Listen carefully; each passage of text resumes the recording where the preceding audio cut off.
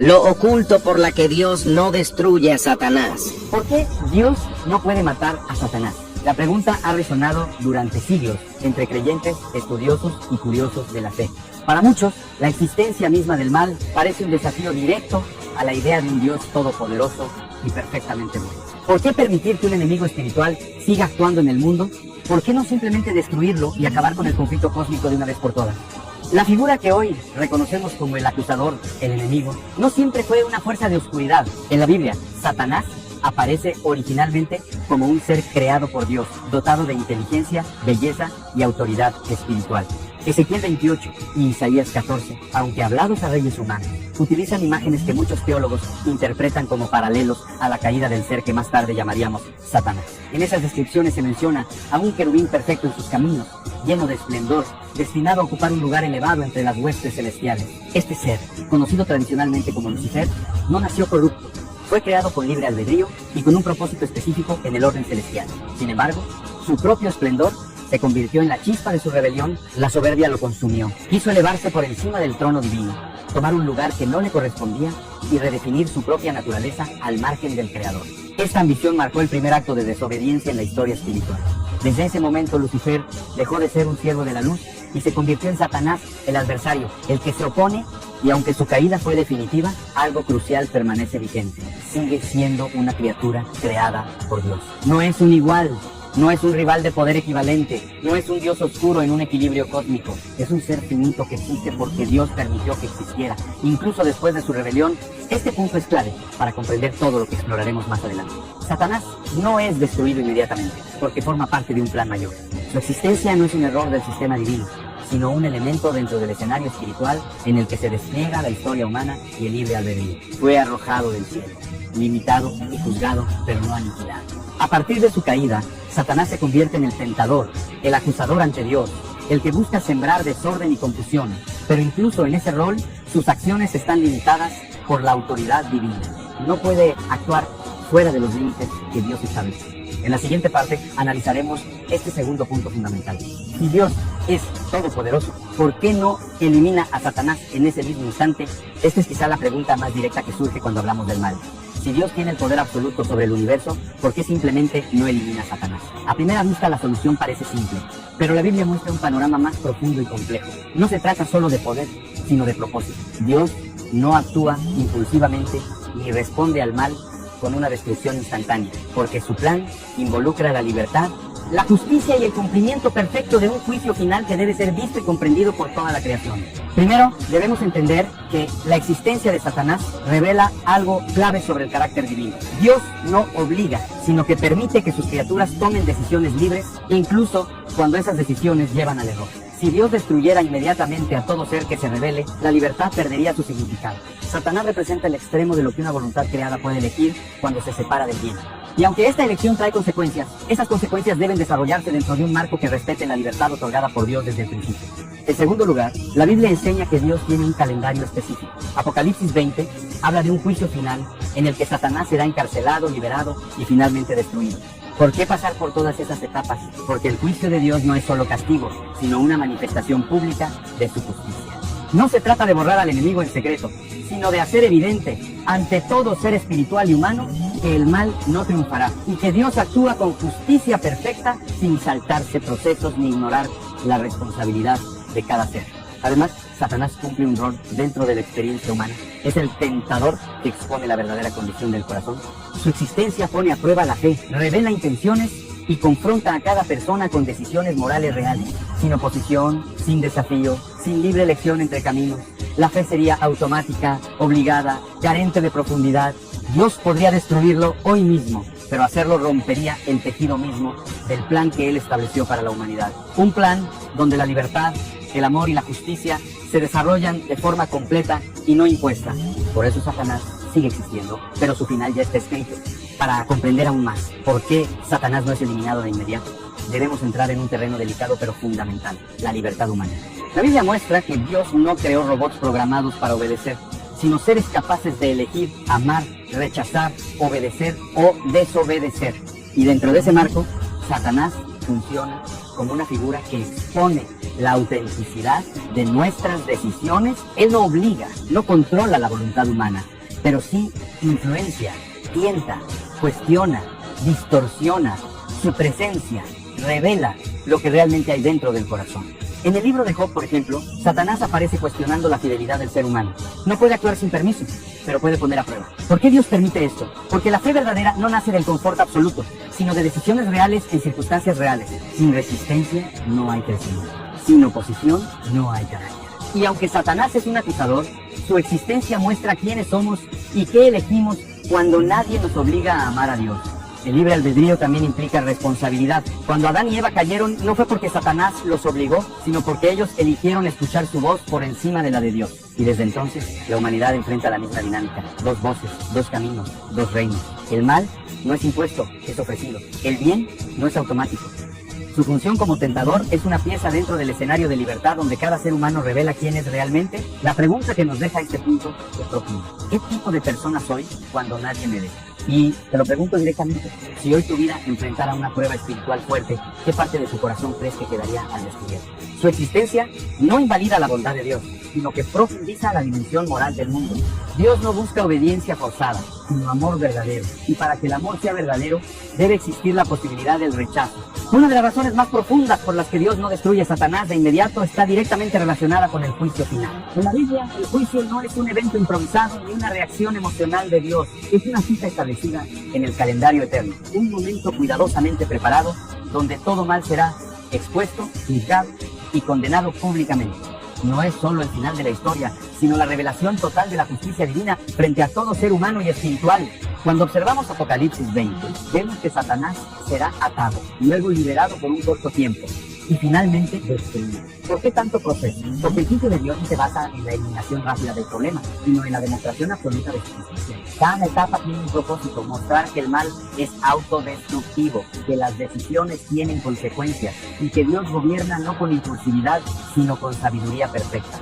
Si Dios destruyera a Satanás hoy mismo, sin juicio, sin testimonio, sin evidencia pública, muchos podrían cuestionar su justicia. El juicio final no es para que Dios entienda lo que pasó, Él lo sabe todo, sino para que su justicia sea vista por todos. Es un juicio abierto, público, universal. Además, este tiempo prolongado antes del juicio definitivo tiene otra función: permitir que la historia humana se complete. La humanidad está viviendo su propio tiempo de decisiones, arrepentimiento, redención y caída. Si Satanás fuera eliminado ahora mismo, la estructura moral del mundo se alteraría de forma radical. La libertad humana, la necesidad de elegir entre el bien y el mal y la responsabilidad espiritual quedarían anuladas. Dios permite que Satanás continúe existiendo porque su plan incluye la redención de millones de personas a lo largo de generaciones. Cada una de esas vidas transcurre dentro de un escenario donde el bien y el mal coexisten, donde la fe es probada, donde las almas se forman. Destruir al tentador antes de tiempo cambiaría el propósito mismo de la experiencia humana. Otra razón importante es que el juicio final no es solo sobre Satanás, sino sobre todos los seres que han elegido seguirlo. Al igual que los ángeles caídos y los seres humanos que se rebelan, cada uno será juzgado en su momento. El juicio es un sistema completo, no un acto aislado. Por eso Dios espera. No porque no pueda, sino porque debe hacerlo en el momento correcto, cuando cada decisión haya sido tomada y cada corazón haya sido revelado. En muchos pasajes bíblicos, Satanás aparece no solo como tentador, sino como acusador. Esta faceta es fundamental para entender por qué Dios permite su existencia hasta el final de los tiempos.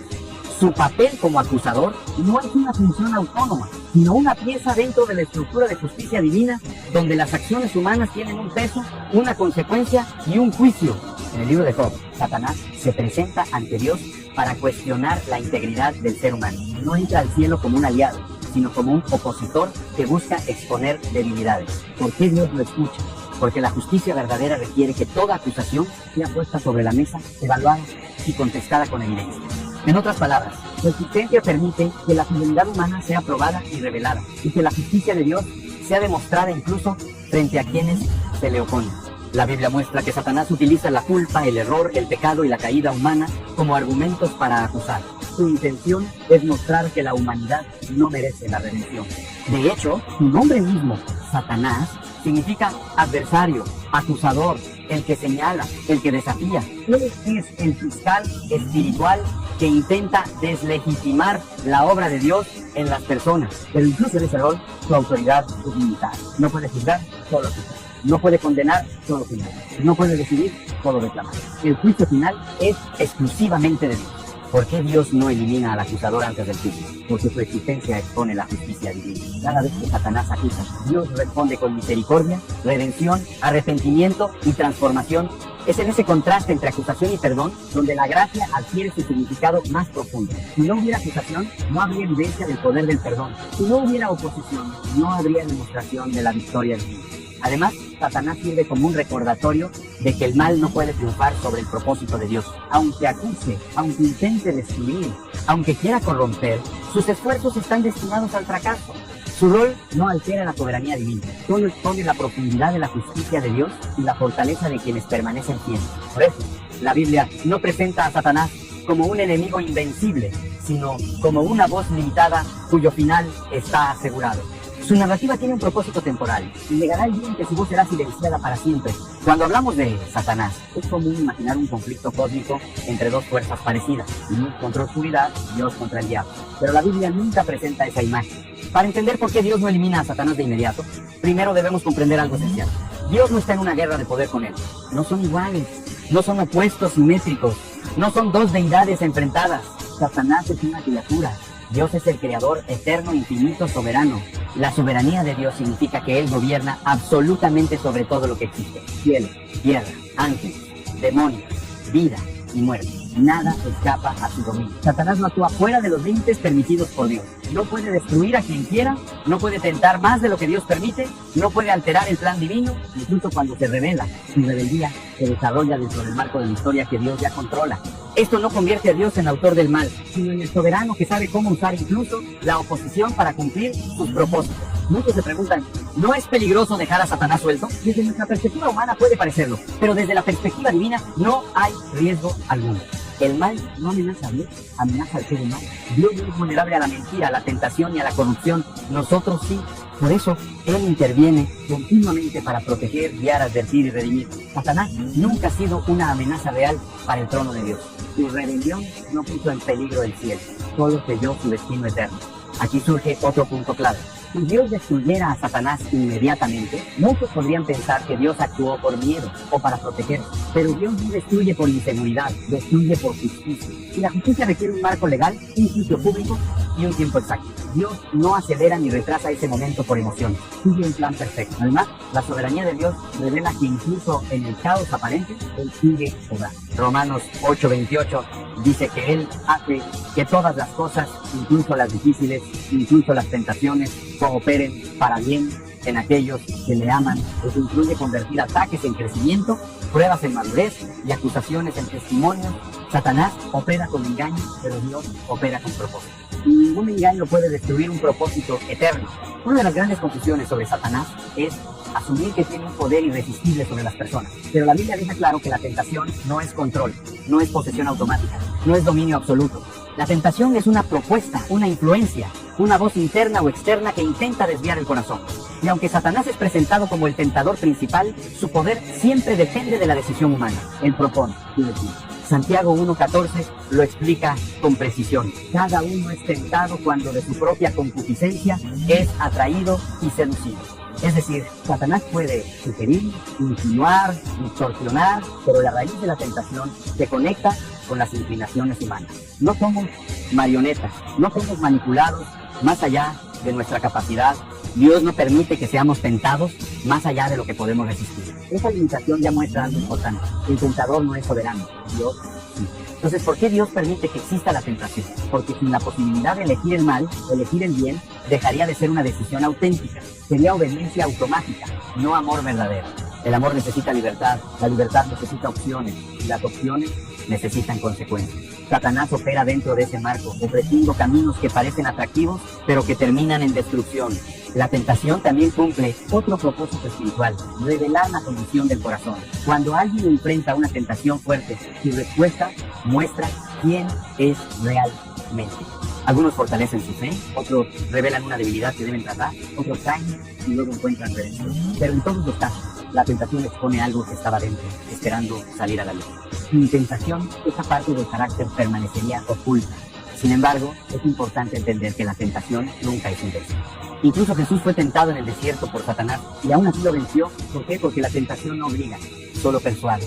Jesús mostró que la victoria es posible, que la resistencia es alcanzable y que el tentador siempre tiene límites. La tentación también revela que Satanás no tiene poder creativo. Solo puede deformar lo bueno, no puede crear nuevos deseos, solo puede torcerlo, no puede fabricar mal desde cero, solo puede manipular lo que existe. Esto demuestra nuevamente que no se trata de un rival de Dios, sino de un imitador limitado. Dios permite la tentación porque sabe que el crecimiento espiritual surge de las decisiones reales. Cada vez que resistimos, maduramos. Cada vez que caemos y nos levantamos, aprendemos. Y cada vez que elegimos el bien, fortalecemos nuestra identidad espiritual. Una de las grandes paradojas del cristianismo es esta: Cristo ya venció a Satanás y aún así Satanás sigue actuando en el mundo. Para entender por qué Dios no lo destruyó inmediatamente después de la cruz, es necesario comprender la diferencia entre derrota espiritual y destrucción final. La Biblia enseña que en la cruz Jesús desarmó los poderes espirituales, triunfó sobre ellos y les quitó su autoridad final sobre la humanidad. Entonces, ¿por qué siguen presentes? La respuesta está en que la cruz fue el inicio del fin, no el fin mismo. La derrota fue declarada, el destino fue sellado, pero la ejecución de la sentencia está programada para un momento específico, el juicio final. Es similar a un enemigo que pierde la guerra, pero cuya captura definitiva está pautada para una fecha establecida. La victoria está garantizada, pero el proceso aún se está desarrollando. Colosenses 2:15 dice que Jesús despojó a los poderes malignos. Esto significa que Satanás perdió su arma más poderosa, la condenación eterna del ser humano. Antes, la humanidad estaba atrapada en un estado de culpa sin salida. Después de Cristo, la redención quedó abierta para todos. Satanás puede tentar, acusar, engañar, pero ya no puede reclamar autoridad eterna sobre quienes aceptan la salvación. En otras palabras, su derrota es irreversible. Entonces, ¿por qué Dios no lo destruyó en ese momento? Porque la historia todavía no ha terminado. La cruz abrió la puerta a la redención. Pero ahora vivimos en el periodo donde la humanidad tiene acceso a la salvación, donde millones aún están decidiendo, donde generaciones completas todavía no han nacido. El final de Satanás está agendado, pero eliminarlo antes alteraría el proceso de redención humana. Además, la sociedad actual sirve como evidencia de su carácter corrupto. Cada engaño, cada destrucción, cada acusación, cada acto de maldad es parte del expediente espiritual que será presentado en su juicio final. No porque Dios necesite pruebas, sino porque el universo entero debe presenciar la justicia divina desplegada sin sombra de duda. La victoria de Cristo asegura que Satanás actúa como un enemigo sentenciado, no como un adversario en igualdad. Su influencia, aunque real, es temporal. Su poder, aunque fuerte, es limitado. Su final, aunque no inmediato, es innegable. Dios no destruye a Satanás todavía porque todavía está trabajando en la redención de la humanidad. La paciencia divina no es debilidad, sino amor extendido al máximo. Uno de los temas más difíciles en toda conversación espiritual es el sufrimiento. Muchas personas se preguntan: si Dios es bueno, si Dios es amor, si Dios es poderoso, ¿por qué permite que el mal exista? ¿Por qué permite el dolor? ¿Por qué no elimina a Satanás y termina con todo de una vez? Es la pregunta que ha acompañado a la humanidad por siglos. Pero la Biblia ofrece respuestas que, aunque profundas, iluminen el propósito detrás de esta aparente contradicción. Primero debemos entender que el sufrimiento no fue parte del diseño original. La creación fue declarada buena por Dios. El mal no forma parte de su esencia ni de su intención. El dolor, la muerte, la corrupción espiritual y física son consecuencias de la rebelión, no de la voluntad divina. Cuando Satanás se rebeló, introdujo distorsión. Cuando la humanidad cayó, esa distorsión alcanzó el mundo entero. El mal no viene de Dios, pero Dios sí decide cómo trabajar a través de él. Permitir el mal no significa aprobar. Significa que Dios, en su soberanía, es capaz de tomar incluso lo más oscuro y transformarlo en parte de un propósito superior. La existencia del sufrimiento revela nuestra fragilidad, nos confronta con nuestra necesidad espiritual, nos impulsa a buscar respuestas más allá de lo material. Muchos testimonios espirituales nacen justamente de momentos donde el mal parecía invencible. Además, el sufrimiento no es un camino sin sentido, es un lugar donde se forjan el carácter, la compasión, la humildad y la fe. La Biblia está llena de personas que encontraron propósito en medio del dolor. José en Egipto, Job en su aflicción, David perseguido, Jesús en la cruz. En cada caso, el mal no tuvo la última palabra. Fue un escenario donde Dios mostró quién era y donde la fe alcanzó su forma más pura. Pero aquí hay algo crucial: la existencia del mal es temporal. La Biblia promete un final donde no habrá lágrimas, muerte ni dolor. Ese futuro seguro revela algo importante. Si Dios no destruye a Satanás ahora, es porque está llevando la historia hacia ese final perfecto según su tiempo, no el nuestro. Terminar el mal antes de tiempo significaría cortar procesos espirituales, redenciones en marcha, vidas que aún no han encontrado su propósito o su fe, lejos de contradecir a Dios. La existencia del mal demuestra que Él está ejecutando un plan tan grande que trasciende un solo momento de dolor. Y aunque no entendamos cada detalle, Él promete caminar con nosotros incluso en los lugares más oscuros. En la próxima parte hablaremos de algo clave, el libre albedrío angelical, y por qué Dios permitió que incluso seres perfectos pudieran rebelarse. Para comprender realmente por qué Dios no destruyó a Satanás desde el principio, debemos retroceder al origen de todo, la creación de los seres espirituales. Los ángeles no fueron creados como máquinas programadas para obedecer, fueron creados con inteligencia, voluntad y libertad. Eran seres gloriosos, puros, capaces de adorar, servir y amar, pero también capaces de elegir. Y esa capacidad, ese libre albedrío angelical, es la raíz de la rebelión que dio origen al mal espiritual. Muchos se preguntan, ¿por qué Dios permitiría que un ser tan perfecto como Lucifer pudiera rebelarse? ¿No habría sido mejor crear ángeles incapaces de fallar? Pero esa idea elimina el corazón de la relación. Sin libertad no hay amor, sin elección no hay obediencia genuina. Dios no quiere elección mecánica, quiere lealtad sincera. Por eso los ángeles, al igual que los seres humanos, recibieron la capacidad de decidir. Lucifer, uno de los seres más hermosos y elevados, eligió el orgullo, eligió la autoexaltación, eligió desear un lugar que no le correspondía. Su caída fue fruto de su propio corazón. Y su rebelión no fue una sorpresa para Dios, pero sí una manifestación de lo que la libertad puede producir cuando se desvía del propósito original. Ahora, aquí surge una pregunta importante. Si Dios sabía que Lucifer se rebelaría, ¿por qué no lo eliminó inmediatamente? Porque destruirlo en ese instante habría provocado temor, no comprensión. Los ángeles habrían obedecido por miedo al castigo, no por convicción. La rebelión debía ser expuesta, sus consecuencias visibles, su carácter real revelado. Solo entonces la destrucción sería entendida como justicia, no como represión. El proceso que Dios inició, permitir que la rebelión se desarrollara hasta mostrar su verdadera esencia, tuvo un propósito pedagógico y eterno. El universo entero debía ver cuán destructiva es la separación de Dios, cuán corrosivo es el orgullo y cuán inevitable es el caos que surge cuando una criatura intenta ocupar el lugar del creador. La existencia de Satanás y de los ángeles caídos es un recordatorio histórico y espiritual de que incluso la libertad perfecta puede torcerse si se aleja de la verdad. Además, la rebelión angelical demuestra que Dios no crea seres programados. Él crea seres libres, capaces de amar y de apartarse. Y esa libertad, aunque pueda producir mal, también es la que permite la existencia del bien más profundo, el amor auténtico y la lealtad consciente. A esta altura del recorrido, después de explorar el origen de Satanás, su propósito temporal, la estructura espiritual del conflicto y la razón por la cual Dios permite su existencia, llegamos a la conclusión que muchos temen enfrentar. Dios no destruye a Satanás todavía porque su existencia cumple un papel dentro de la historia más grande, una historia que aún no termina. Y destruirlo antes de tiempo sería arrancar páginas enteras del plan divino antes de que cumplan su función. La Biblia presenta un argumento contundente. Dios no actúa movido por impulsos, ni por emociones, ni por deseos de imponer fuerza inmediata. Dios actúa movido por justicia perfecta, por propósitos eternos y por un respeto absoluto a la libertad moral de sus criaturas. La existencia de Satanás no es un error en el sistema, ni un descuido divino. Es un recordatorio de que la libertad verdadera implica la posibilidad real de desviarse, rebelarse y desafiar la verdad. Si Dios destruyera a Satanás instantáneamente, la historia humana se convertiría en un relato incompleto. No existiría contraste, no existiría prueba, no existiría crecimiento espiritual. La presencia del adversario expone nuestros motivos, revela nuestras intenciones y muestra si realmente elegimos a Dios o solo seguimos sus caminos por conveniencia. Pero aquí viene lo más importante. El mal no tiene la última palabra. El papel de Satanás no es eterno, es transitorio. Su tiempo tiene fecha de caducidad y la Biblia lo deja claro. Dios no lo destruye porque no puede, sino porque aún no es el momento justo dentro del orden. Cuando ese momento llegue, la eliminación será definitiva, irrevocable y pública. No quedará duda, no quedará oscuridad, no quedará espacio para una segunda rebelión. Y mientras tanto, ¿qué queda para nosotros? Queda la decisión. La lucha no es solo cósmica, es personal. Cada día elegimos entre la voz de la verdad y la voz del engaño, entre la luz y la sombra, entre el propósito y la distracción. Esa es la razón por la que la Biblia insiste tanto en la vigilancia espiritual, porque la batalla se libra en el corazón de cada persona. El misterio sigue siendo profundo, pero el mensaje final es claro. Dios no destruye a Satanás, aún porque está construyendo una historia que termina con justicia perfecta, libertad completa y victoria absoluta. Y cada uno de nosotros forma parte de esa historia.